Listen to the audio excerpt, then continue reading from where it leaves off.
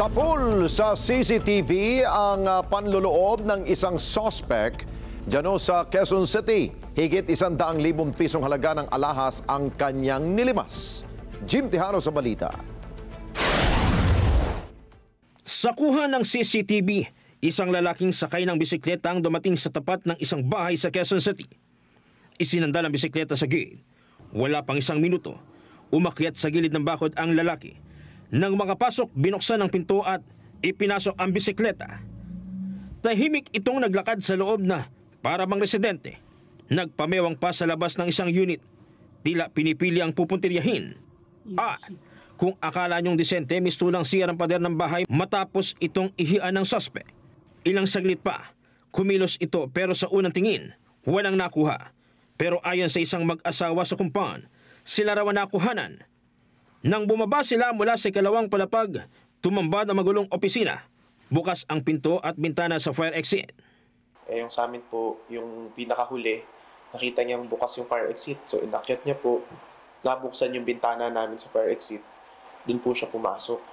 Nakita na namin, nakabukas yung bintana, nakabukas yung pinto, nakakalat na yung mga gamit namin sa sahig.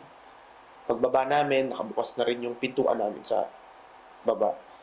Sa loob ng halos 10 minuto, tinatayang mahigit 100,000 pisong halaga ng mga alahas ang natangay ng suspect. Kabilang sa mga nakuha, gintong singsing, hikaw, relo, kwintas, at wedding ring ng mag-asawa.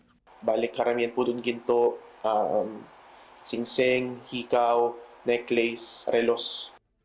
Ang akalang secured na bahay, napasok ng walang kahirap-hirap. Labis ang takot at pangamba ng mga biktima. Nagulat lang kami na ano nangyari, na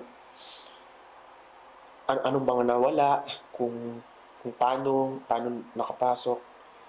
Balik, ayun po, tapos saka na lang namin nalaman. Nung nalaman na namin magnanakaw, saka na lang kami natakot. Nagpaabot na sila ng ulat sa mga otoridad at nanawagan sa publiko. Kung sino man pong makapagbibigay ng impormasyon sa tao na ito, ipag-alam na lang po sa PNP, magbibigay po kami ng pabuya. Sa ngayon, tikom pa ang QCPD habang nagpapatuloy ang investigasyon. Jim Tejano, para sa mata ng Agila, matatag, matapang, matapat.